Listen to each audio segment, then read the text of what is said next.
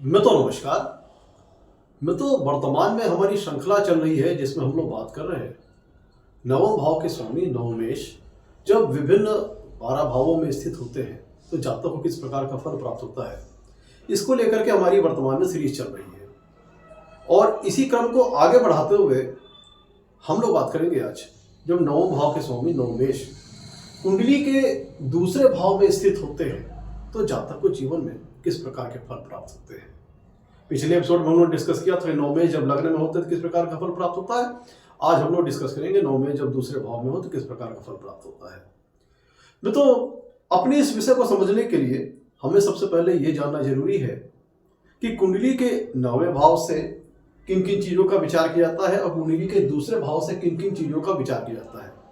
जब हम दोनों भावों के कारकत्वों को जान लेंगे, सिग्निफिकेंस को जान लेंगे, तब हमें अपने विषय को समझने में आसानी रहेगी। मित्रों ध्यान दीजिएगा, जो कुंडली का 9वां भाव है मित्रों, यह कुंडली का एक त्रिकोण स्थान है और सबसे बलवान और सबसे मजबूत और सबसे शुभ त्रिकोण स्थान है। इसे हम धर्म त्रिकोण भी कहते हैं। मित्रों 9वां भाव बहुत ही शुभ भाव माना जाता है। इसे हम धर्म का भाव भी कहते हैं, इसे हम भाग्य स्थान भी कहते हैं, भाग्य का भाव भी कहते हैं। अर्थात 9वें भाव से हम विचार करते हैं जातक कितना भाग्यशाली होगा, इस जन्म में जातक कितना फॉर्चुनेट होगा, इसका विचार हम कुंडली के 9वें भाव से करते हैं। भाग्य मित्रों एक बहुत ही महत्वपूर्ण चीज है। किसी व्यक्ति का अगर भाग्य साथ देता है तो उसे उसके परिश्रम का अच्छा फल मिलता है और कई बार कम परिश्रम में भी अच्छी सफलता मिल जाती है। वहीं अगर भाग्य साथ नहीं देता है तो लगातार कर्म करने के पश्चात, परिश्रम करने के पश्चात भी एक अपेक्षा के अनुसार जीवन में रिटर्न नहीं मिलता, रिजल्ट नहीं मिल पाता है। तो भाग्य का बहुत महत्वपूर्ण स्थान है और इसीलिए 9वां भाव बहुत महत्वपूर्ण हो जाता है कुंडली में। तो 9वां भाव से हम जातक की रिलीजन का विचार करते हैं, जातक के धर्म के प्रति उसके आस्था का विचार करते हैं। कुंडली के 9वें भाव को हम धर्म स्थान भी कहते हैं। जातक के धर्म, जातक के कर्तव्य का विचार हम कुंडली के 9वें भाव से करते हैं। कुंडली के 9वें भाव से जातक की रिलीजन के प्रति फेथ, धर्म प्रति आस्था। कुंडली के 9वें भाव से हम तीर्थ यात्राओं का विचार करते हैं, तीर्थ स्थलों का विचार करते हैं, स्क्रिप्चर्स का विचार करते हैं। जो हमारे धार्मिक ग्रंथ हैं, हमारे शास्त्र हैं, उनका विचार हम कुंडली के 9वें भाव से करते हैं। जातक के ऊपर ईश्वरी कृपा दृष्टि रहेगी कि नहीं रहेगी, गॉड की ब्लेसिंग रहेगी कि नहीं रहेगी, इसका विचार हम कुंडली के 9वें भाव से करते हैं। कुंडली के 9वें भाव से हम लंबी दूरी की यात्राओं का विचार करते हैं, लॉन्ग डिस्टेंस ट्रेवलिंग का विचार करते हैं। कुंडली के 9वें भाव से हम पब्लिकेशन का विचार करते हैं। कुंडली के 9वें भाव से हम मित्रों ये देखते हैं कि जातक के ऊपर अगर हम बात करें संविधान की, कानून की, लॉस की, तो जातक लॉस को मानने वाला होगा कि नहीं होगा, कानून को मानने वाला होगा नहीं होगा। तो चूंकि धर्म का स्थान है तो लॉ और कानून को भी हम कुंडली के 9वें भाव से देखते हैं। कुंडली के 9वें भाव से हम जातक की प्रसिद्धि का स्तर भी देखते हैं, जातक के फेम का लेवल भी देखते हैं। तो मोटे तौर पर हम लोग 9वें भाव को समझ लिया, आप समझ लेते हैं कुंडली के दूसरे भाव को।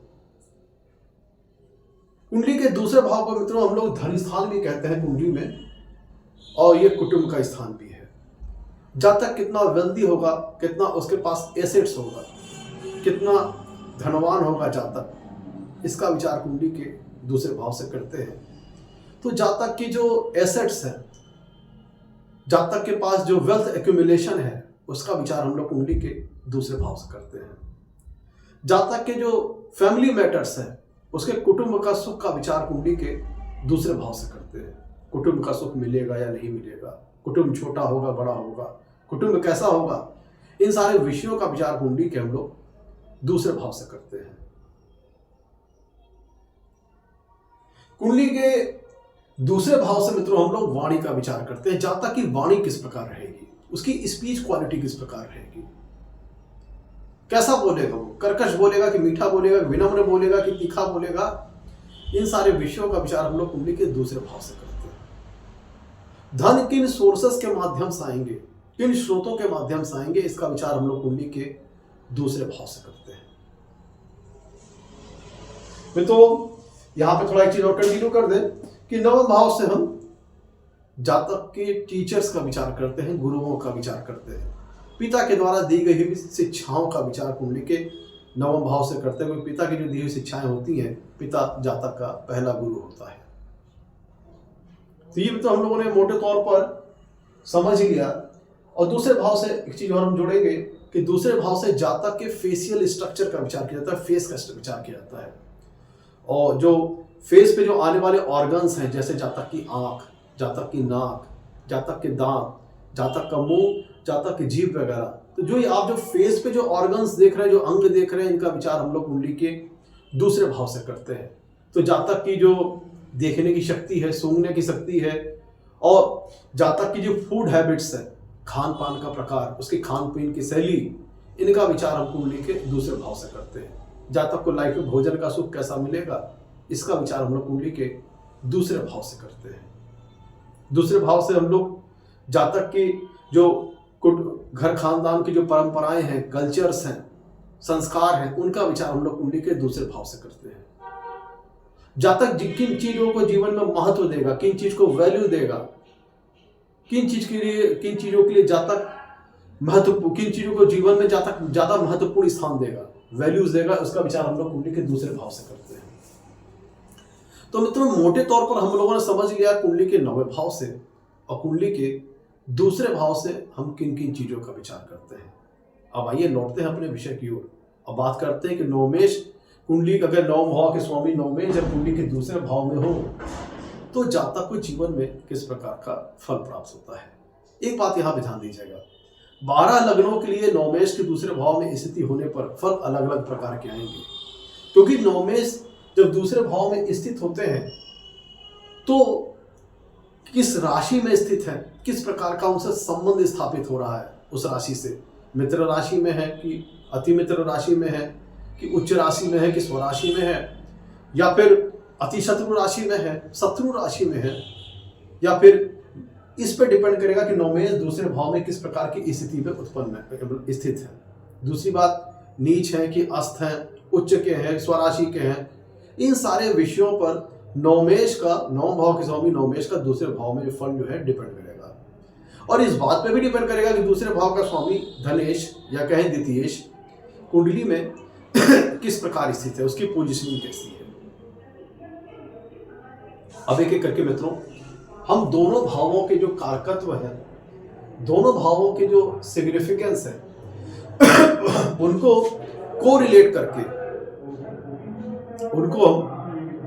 कोरिलेट करके हम देखेंगे कि जातक को अपने जीवन में किस प्रकार के फल प्राप्त होते हैं।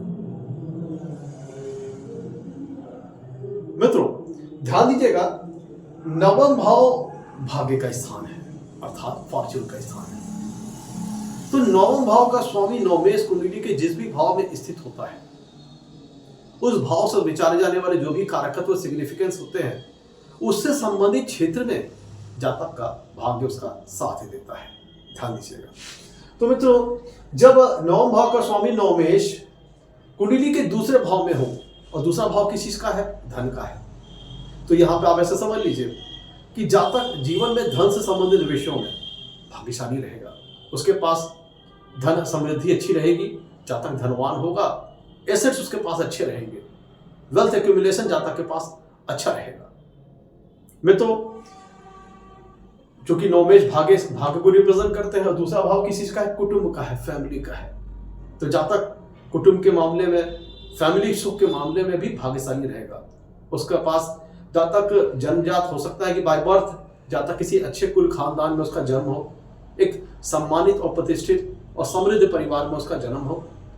अगर ऐसा नहीं भी है तो जातक के जन्म के बाद जातक का जो भाग्य है, उसके कारण जातक के कुटुंब, घर खानदान की, घर परिवार की समृद्धि में वृद्धि होने लगेगी, क्योंकि नवम भाव है मित्रों भाग्य का, और दूसरा भाव है आपका कुटुंब का, फैमिली का, घर खानदान का।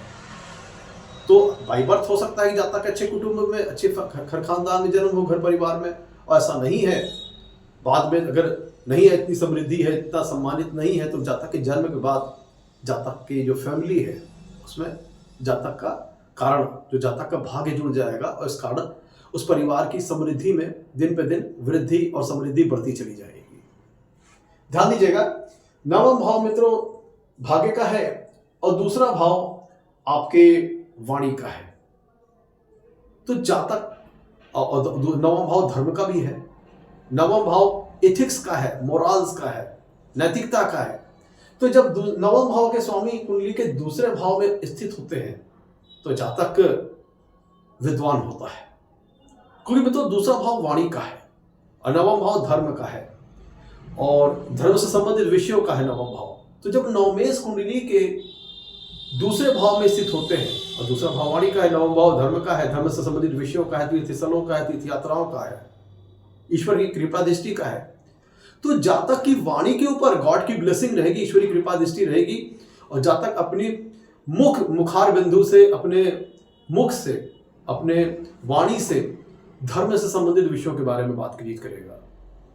लोगों को ऐसा कर लीजिए, ऐसा व्यक्ति धर्म का प्रचारक हो सकता है, धर्म का प्रसारक हो सकता है, धर्म से संबंधित विषयों के बारे में बातचीत करने वाला ऐसा जातक होगा। आप ऐसा भी समझ सकते हैं कि ऐसा व्यक्ति रिलीजियस टीचर हो सकता है, धार्मिक गुरु हो सकता है, पुजारी हो सकता है, क्योंकि वो धर्म से संबंधित विषयों के बारे में बोलने वाला होगा, धर्म का प्रचार प्रसार करने वाला होगा। ऐसे जातक जिनकी कुंडली में नवमेश दूसरे भाव में अच्छी स्थिति में हो, क्योंकि नौवां भाव धर्म का है, दूसरा भाव वाणी का है, तो ऐसा जातक धार्मिक विषयों पर बोलने वाला होगा और हमारे जो स्क्रिप्चर्स हैं इनके बारे में बोलने वाला हो, जो हमारे धर्म ग्रंथ हैं, शास्त्र वगैरह है, इनके बारे में बोलने वाला हो सकता है। तो ऐसे लोग पुजारी, आपके कथावाचक, उपदेशक और रिलीजियस टीचर्स, ये सारी चीज़ें हो सकती हैं। और ऐसे लोग जो रिलीजियस टूर गाइड होते हैं मित्रों, जो किसी तीर्थ स्थलों के बारे में, पिलग्रिमेज के बारे में, क्योंकि नौम भाव से मित्रों पिलग्रिमेज, तीर्थ यात्राओं का विचार करते हैं, तो जो हमारे तीर्थ स्थल हैं वहाँ का वर्णन करना, वहाँ के बारे में बताना भी इस प्लेसमेंट के अंतर्गत आ सकता है। जो रिलीजियस टूर गाइड होते हैं वो भी इस प्लेसमेंट के अंतर्गत देखे जा सकते हैं। और जो आप कुछ लोग देखते होंगे कि जो किसी दूर दराज के क्षेत्रों के बारे में जानकारी देते हैं, आप तमाम ऐसे स्पीकर्स को देखते होंगे, यूट्यूब चैनल वालों को देखते होंगे जो टूर एंड ट्रेवल से संबंधित विषयों के ऊपर चैनल बनाते हैं। वो कहीं गए हैं, वहाँ के कल्चर्स, वहाँ के संस्कार, वहाँ के विषयों के बारे में लोगों को बताते हैं।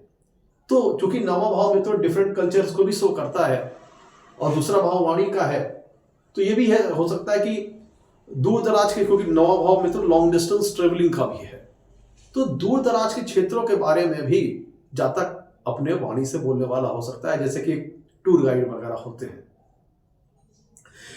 और मित्रों नवा भाव हायर एजुकेशन का होता है, हायर लर्निंग का होता है, और दूसरा भाव वाणी का होता है। तो ऐसा जातक विद्वान होता है और अपने मुखार बिंदु से, अपने मुख से हायर नॉलेज, जो उच्च स्तरीय नॉलेज है, उच्च स्तरीय ज्ञान है, उनको बोलने वाला होता है। हायर नॉलेज को अपने मुखार बिंदु से वो लोगों को बताता है, जैसा कि एक अध्यापक करता है, जैसा कि एक टीचर करता है, जैसा कि एक अच्छा वक्ता करता है, एक अच्छा स्पीकर करता है, कि जो कि अपने मुख से जो हायर नॉलेज होती है उसको वो लोगों को बताने वाला होता है, जैसे कि अध्यापक है, टीचर है। और चूंकि मित्रों नवा भाव हायर नॉलेज का होता है, अगर एजुकेशन के माध्यम से बात करें, एजुकेशन के लेवल से बात करें, एजुकेशन के रिस्पेक्ट में बात करें, तो जो हमारे पीजी कोर्सेज होते हैं, post graduation courses, MSc, MBA, MCA, वो सारे जो हायर नॉलेज, हायर लेवल के जो कोर्सेज होते हैं जिसमें उच्च स्तरीय नॉलेज गेन करना हो, उनको हम नवम भाव से देखते हैं।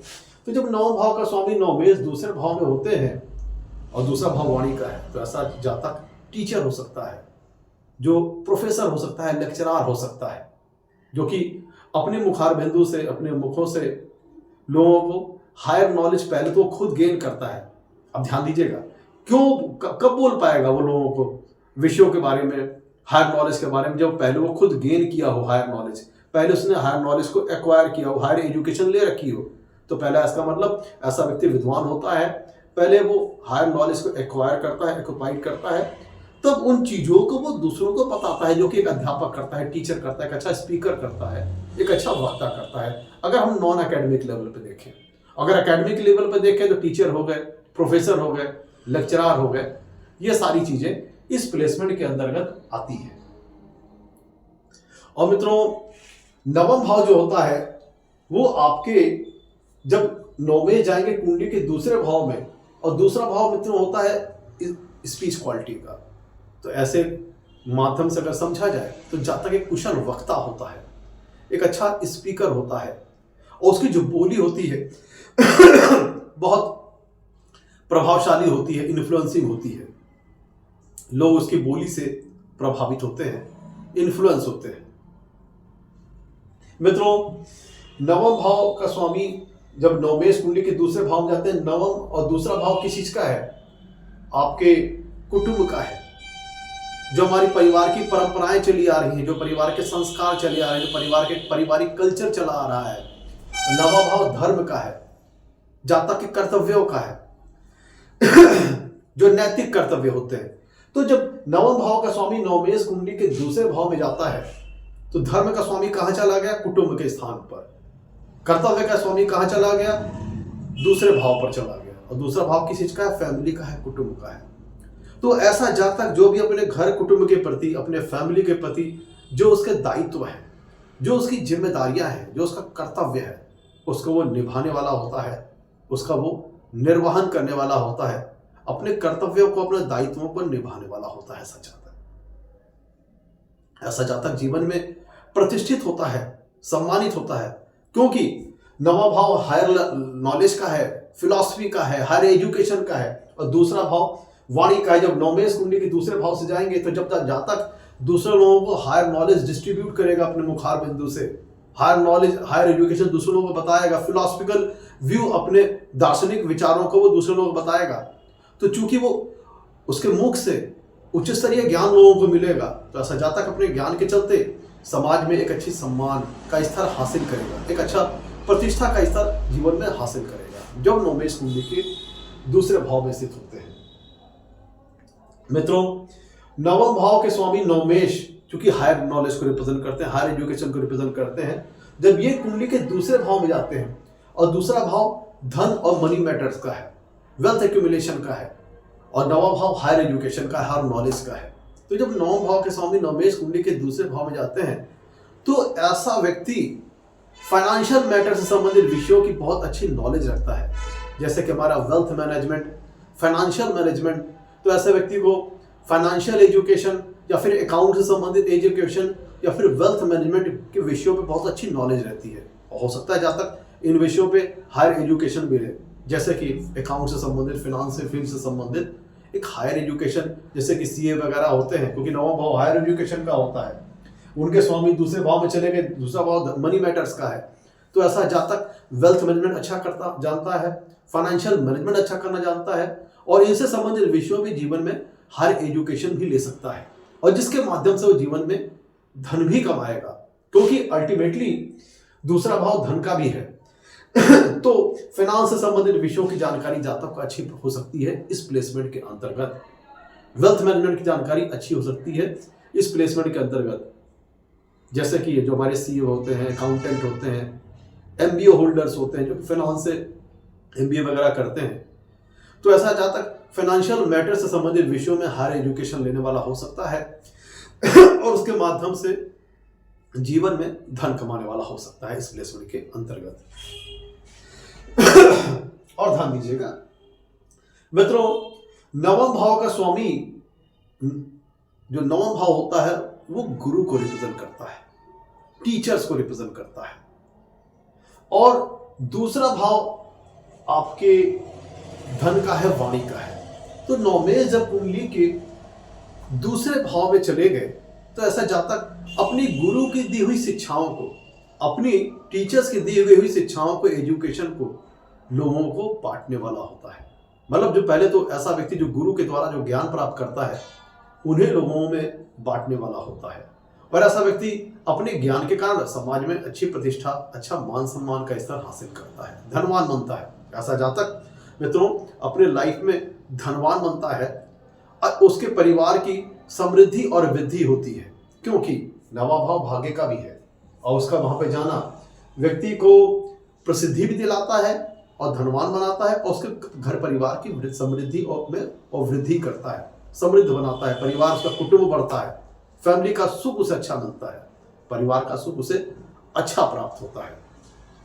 लेकिन मित्रों एक ध्यान दीजिएगा, क्योंकि नवम भाव और दूसरे भाव में 6-8 का रिलेशन है, नवा भाव और दूसरे भाव में 6-8 का रिलेशन है, तो यहाँ पे आप जान लीजिए कि कोई चीज स्मूथली नहीं प्राप्त होगी, क्योंकि 6-8 का सड़ाष्टक रिलेशन है तो अच्छा नहीं माना जाता है। तो अलबत्ते जीवन में सारी चीजें मिलेंगी, लेकिन कहीं ना कहीं उसमें स्ट्रगल, ऑब्स्टेकल्स भी आएंगे, क्योंकि नवा भाव आपका भाग्य का है, दूसरा भाव धन का है, तमाम दोनों विभाव से शुभ चीजों का विचार किया जाता है, लेकिन दोनों का आपस में डिस्टेंस है वो 6-8 का है। तो इस प्लेसमेंट को अगर हम लग्न के दृष्टिकोण से देखें तो लग्न से नवम भाव का स्वामी लग्न से दूसरे भाव में जा रहा है, लेकिन इसी प्लेसमेंट को जब हम नवे भाव के दृष्टिकोण से देखें तो नवे भाव का स्वामी अपने से छठवें भाव में जा रहा है, तो देगा अल्टीमेटली अच्छा रिजल्ट, लेकिन बीच में ऑब्स्टेकल्स भी आएंगे। अब मित्रों ध्यान दीजिएगा, दूसरा भाव धन के सोर्सेस को बताता है, धन के सोर्सेस को बताता है, धन किन स्रोतों के माध्यम से आएगा। और नवा भाव हायर एजुकेशन का है, लॉन्ग डिस्टेंस ट्रेवलिंग का है, तीर्थ स्थलों का है, तीर्थ यात्राओं का है, पिलग्रिमेज का है। तो जो नवे भाव के जो कारकत्व है, नवे भाव की जो सिग्निफिकेंस है, इनके माध्यम से जातक जीवन में धनार्जन कर सकता है। जैसे हायर एजुकेशन है, हायर लर्निंग है, जातक के जो फिलोसफिकल व्यू है, जो उसके दार्शनिक विचार है। लॉन्ग डिस्टेंस ट्रेवलिंग का है नवा भाव, तो जातक जीवन में अपने कुछ ऐसे पर्पस जिनमें उन्हें लॉन्ग डिस्टेंस ट्रेवलिंग करनी पड़े, लंबी दूरी की यात्राएं करनी पड़े, चाहे वो एजुकेशन के संदर्भ में हो, चाहे वो प्रोफेशनल पर्पस से हो, चाहे वो नौकरी, कारोबार, रोजगार की वजह से हो, तो जो लंबी दूरी की यात्राएं होंगी वो इस प्रकार की होंगी जो उसके लिए धनार्जन करने देने वाली होंगी। इस प्रकार की भी प्लेसमेंट आप इस चीज के अंतर्गत समझ सकते हैं। जैसे कि बिजनेसमैन वगैरह हैं, उनको अपना बिजनेस में इस्टेब्लिशमेंट में, सेटलमेंट में और उसके प्रोग्रेस के लिए तमाम दूर दराज के क्षेत्रों में जाना पड़ता है, या फिर ऐसे जातक जो कि एजुकेशन पर्पस से दूर दराज की यात्रा वगैरह करें, या फिर नौकरी के पर्पस से दूर दराज की यात्राएं करें, तो उसके माध्यम से भी जो दूर दराज की यात्राएं हैं, जातक की लॉन्ग डिस्टेंस ट्रेवलिंग है, वो सफल होती है, क्योंकि नवा भाव लॉन्ग डिस्टेंस ट्रेवलिंग का है और दूसरा भाव धनागमन का है। तो जातक कुछ जिन पर्पसों से लंबी दूरी की यात्राएं करता है, उनके माध्यम से जातक को जीवन में धनार्जन होता है। मित्रों ध्यान दीजिएगा, नवम भाव भाग्य का है और दूसरा भाव जातक की फूड हैबिट्स का है, भोजन के सुख का है। तो जब नवम भाव के स्वामी नवमेश दूसरे भाव में अच्छी स्थिति में होते हैं, तो जातक को जीवन में भोजन का सुख अच्छा मिलता है। जातक कह लीजिए सात्विक प्रकार के भोजन करने वाला होता है, उसे लाइफ में खाने पीने से संबंधित जो उसकी चीजें हैं वो अच्छी प्रकार की हासिल करता है, और कह लीजिए कि सात्विकता वाले भोजन वो ग्रहण करता है। और ध्यान दीजिएगा, नवम भाव आपके भाग्य का है और दूसरा भाव उसकी वाणी का है, तो ऐसा जातक जो वाणी से बोलेगा लोग उसको सुनेंगे, वाणी उसकी प्रभावशाली होगी।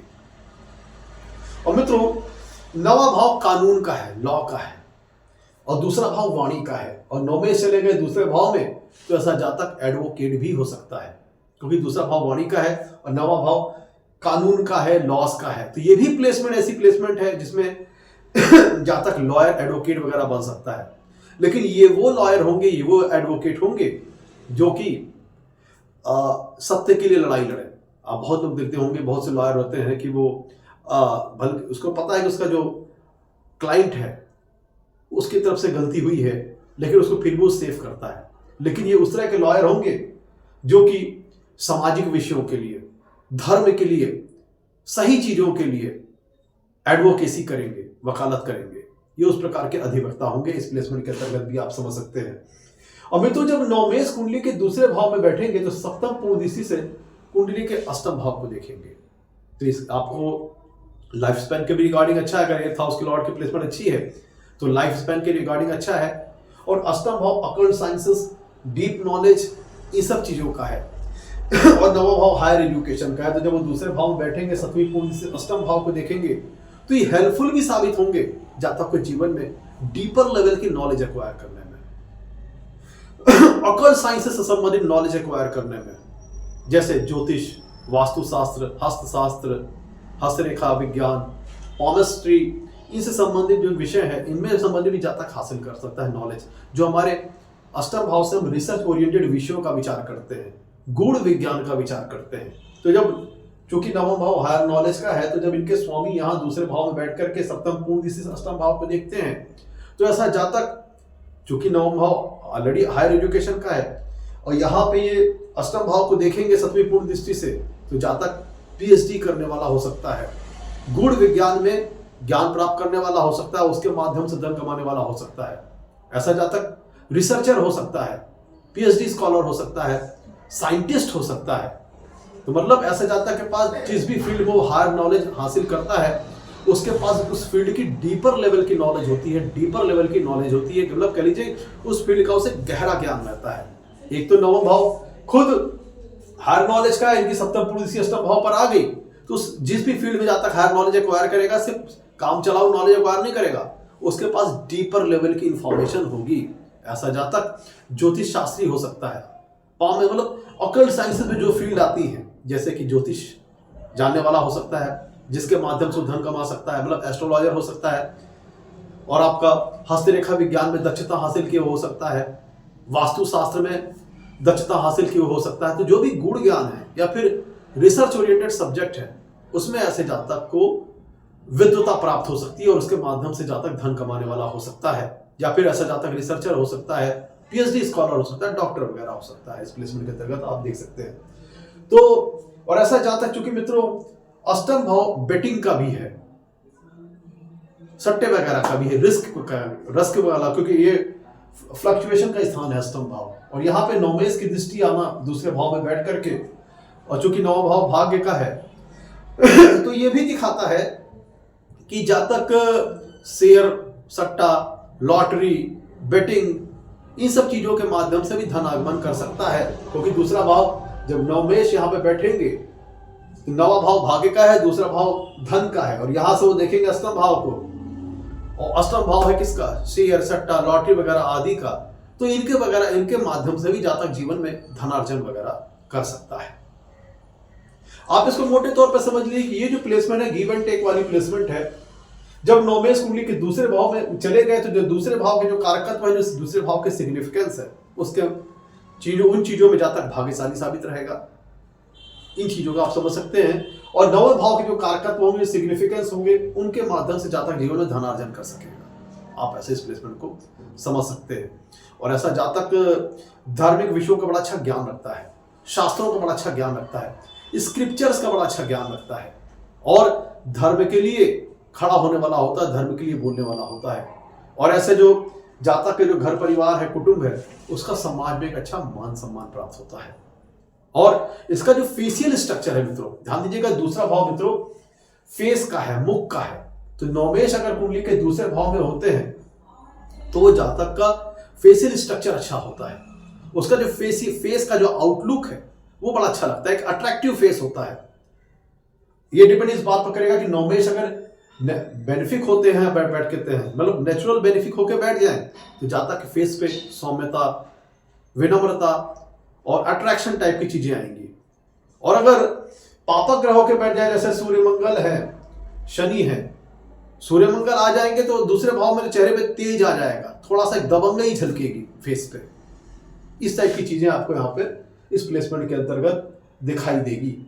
अब इस प्लेसमेंट के अंदर ये सारी चीजें आपको मिलेंगी। और ये रिजल्ट इस बात पर डिपेंड करेगा कि दूसरे भाव के स्वामी कुंडली में उनकी कितनी स्थिति अच्छी है, खराब है। दूसरे भाव के स्वामी कुंडली में जितनी अच्छी स्थिति में होंगे और नवमेश कुंडली के दूसरे भाव में जितनी बढ़िया प्लेसमेंट होंगे उतना बढ़िया रिजल्ट आएगा। और वहीं अगर नवमेश दूसरे भाव में अगर पीड़ित हो गए, मान लीजिए नीच राशि में चले गए, अस्त हो गए, या बहुत ज्यादा एफ्लिक्शन के अंदर आ गए, या फिर त्रिक भावों के स्वामियों से बहुत ज्यादा पीड़ित हो गए, चाहे युति द्वारा चाहे दृष्टि द्वारा, तो फिर ऐसी स्थिति में जो फल मैंने बताए हैं उसमें बहुत कमी आ जाएगी, या फिर ट्रांसफॉर्मेशन सारी चीजें भी आ जाएंगी, उतार चढ़ाव आ जाएगा, फ्लक्चुएशन आ जाएगा, फलों में बहुत कमी आ जाएगी। इस प्रकार की स्थिति को भी आप समझ सकते हैं। मित्रों, नौमेश जब कुंडली के दूसरे भाव में होते हैं तो आपका जो दूसरा भाव होता है वो जातक की वाणी का है, नवम भाव जातक के दार्शनिक विचारों का, उसके फिलोसफिकल व्यू का है। तो ऐसा जातक फिलॉसफी के ऊपर, दर्शन शास्त्र के ऊपर भी बोलने वाला हो सकता है। तो ऐसा जातक दार्शनिक भी हो सकता है और इन विषयों के माध्यम से भी जातक धन कमाने वाला हो सकता है। मैं तो नवम भाव से इस प्लेसमेंट के अंतर्गत हम ये भी देख सकते हैं, क्योंकि लॉन्ग डिस्टेंस ट्रेवल को दिखाता है नवम भाव और दूसरा भाव धन का है, तो जातक लॉन्ग डिस्टेंस ट्रेवलिंग के माध्यम से, चाहे वो प्रोफेशनल पर्पज से हो, चाहे एजुकेशन पर्पज से हो, और मेनली बिकॉज ऑफ धन का स्थान है कुंडली का दूसरा भाव, तो विदेश वगैरह भी जा सकता है, विदेश यात्रा वगैरह कर सकता है, क्योंकि नवम भाव लॉन्ग डिस्टेंस ट्रेवलिंग का है।